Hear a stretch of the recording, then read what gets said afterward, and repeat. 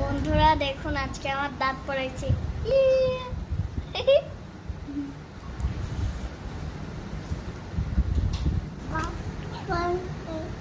Hello, এরপরে আমার আম্মু অফিস থেকে এসে আমার যে দাঁতটা নড়তেছিল ওই দাঁতটা আমার আম্মু এই যে এইভাবে টেনে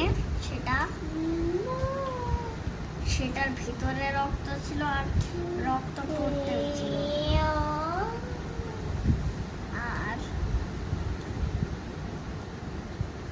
আর হলো আমার একটু ব্যথাও লেগেছিল। বন্ধুরা আজকে আমার দাঁত পড়ে গেছিল। অফিস থেকে এসে আমার আম্মু এই যে এইভাবে দাঁতটা টেনে দিছে আর আমার দাঁতটা কাগজে আমি মুড়ে রাখছি। আমার দাঁতটা এখন কোথায় গেল আমি খুঁজে পাচ্ছি না।